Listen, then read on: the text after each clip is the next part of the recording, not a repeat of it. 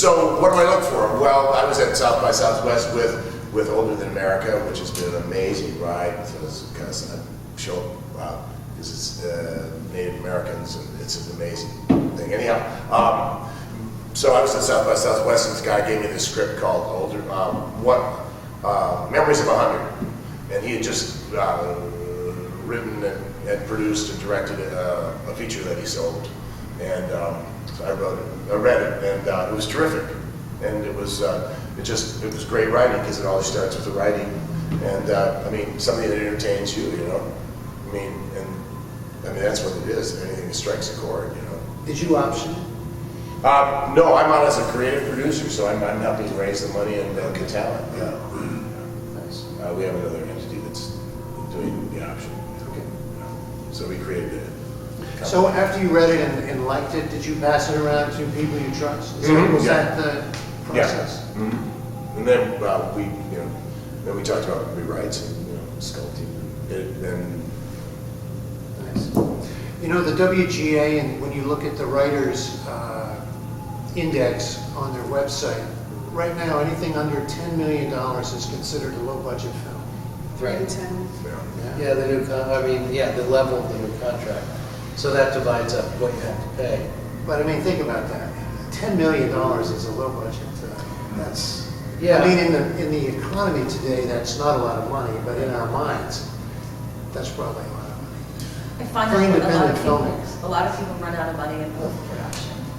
You know, I get a lot of scripts to look at, and I mean, first of all, I think that it's important, the marketability of it. Like I always tell people that write, don't throw the F word in so much, because first of all, where are you going to market it? And it loses its punch, I think, then when an actor does use poor language or does, it needs to have that effect. Well, it's an automatic R, so if they don't want it to be R, they're screwed. Yeah. And For the wrong reason. And then, add in some nudity, and I mean, he lists XLs, but it has to be, I think, to a tasteful degree. But, I think, you're absolutely right. When you read a script, do you like it? Would you take your friends to go see it? Does the story catch you? I always look for great characters. For me, it's the ride that I want to take with the characters. Somebody a long time ago said character is destiny, and I find that the most compelling thing for me when I read a screenplay. Less than the story, less than the plot. I like interesting stories of situations or characters or cultures that I haven't seen before. That does interest me, but I usually want to take the journey with the character, and I get hooked that way. I know we talked about Native American films, but I produced a movie called Smoke Signals, and rerun Sundance for Smoke Signals. Native American film, told from a very fresh perspective, written by a Native American writer, novelist, and poet, Sherman Alexie. And I read the first draft of the script, and even though it went through many iterations, 32 pages into the script, I knew it didn't matter what anybody was going to say to me about, getting the money for a Native American film is going to be hard, and who's going to go see this, and all that stuff, which everybody says on everything that everybody does. I just knew I was going to make the movie. I knew I was going to make the movie because I was hooked by these characters. This one of these that you think is the wallpaper, but now you realize there's a door. And you look in the room, and there's all these Hollywood people going, like this. And, I'm kind of like looking behind me, and I'm looking at all these people and saying, I don't really want to be in this room. There's a different room I want to be in. And I sort of said, no thanks, and kept doing independent film, which is kind of a curse. But, and I know you guys, you and Karen and others in your group feel the same way. I mean, you act in bigger things and network things and big features, but your love is to create. Yeah, I mean, to that whole the money thing. Fred Griffith and I, an actor from Gods and Generals, he and I partnered up, and we got the life rights to the Junior Johnson story, who is the father of NASCAR. Yeah. And so then we sat down and we wrote this. Fred had never written a screenplay before, and I'd been writing since I was in my mid-20s, and so we wrote, and Karen made up all the really dirty jokes and patty rocks. I was more structured. But anyhow, except for a couple. So to that, so then we're gonna make this film, we're gonna go down to the Carolinas, go down to Charlotte and buy that race, get some cotton money down there, and we're gonna do it for like, I don't know, 2.5, maybe 3, right? So then the guys from Sacramento, New Line options it, right?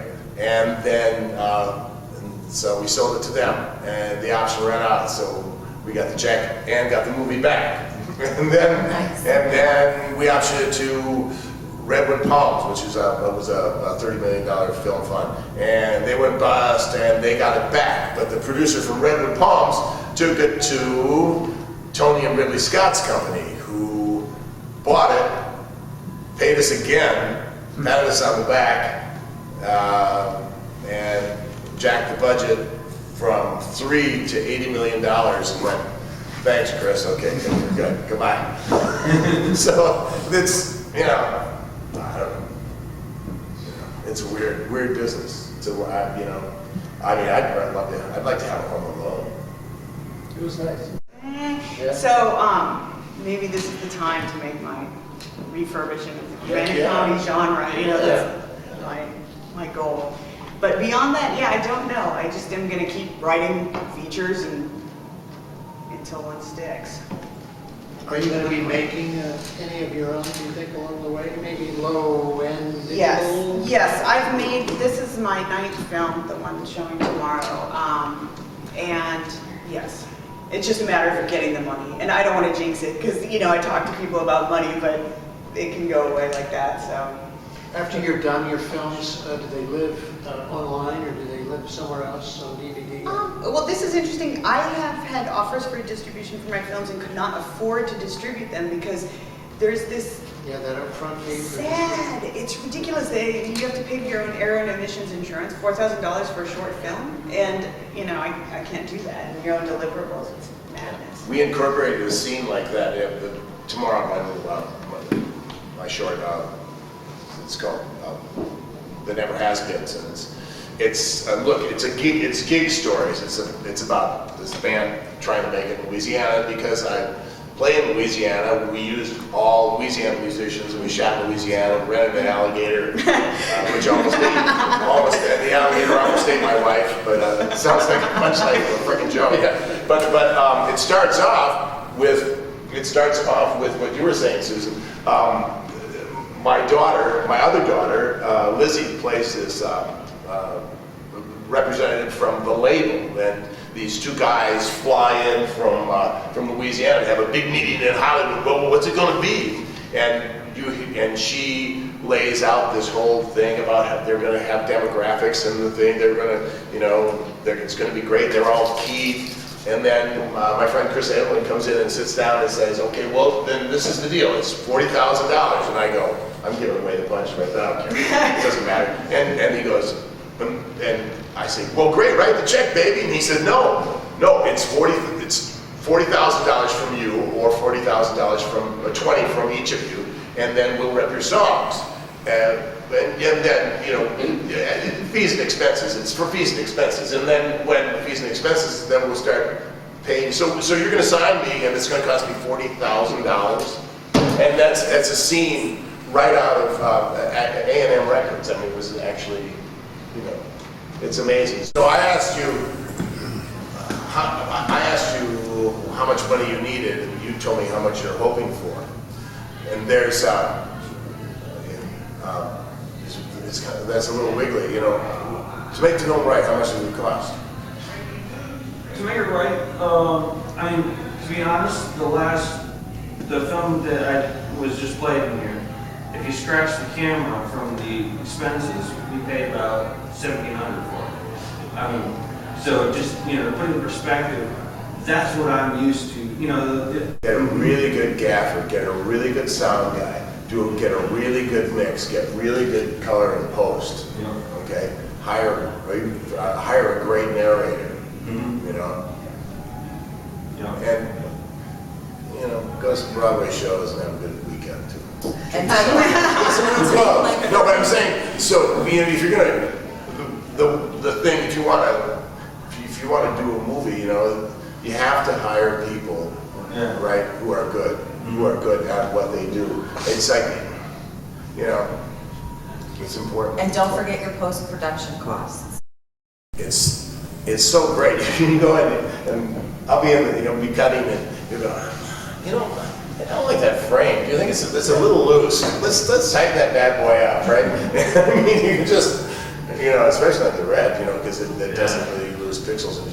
And man, I mean, you can just do crazy stuff, you know, or you can even before you correct the color, you can go back through and just saturate, you know, come on, let's brighten this thing up a little bit. Let's knock it down a little bit. It's amazing where those are all optical houses, you know. That was crazy.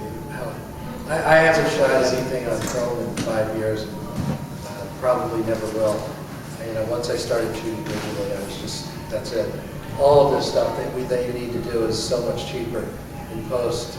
It's not even, it's unfortunate in a way, because I do sort of like looking at 35 millimeter film, but I don't think I'm ever going to see it again unless it's in a museum. No, it's done. I mean, you know, cutting out a moviola. Yeah. I mean, are you kidding me? Film school. That's what happened. Got your mag. You know, let's run the mag. The moviola screen was like, we're going way back, but Yeah. I started when I was 5 years old. And, yeah, it's about this big, and that's how you look at your cut. You want to see the scene? You have the mag stock and the 16 or the 35, and you run it through it, and be running down into a big bin. With a foot brake and then a handbrake. Cut. Now it's like, That's how I edit. it's so great. I mean, it's fantastic. And you can have an external hard drive, and you can have your MacBook Pro, and you're like, good to go there.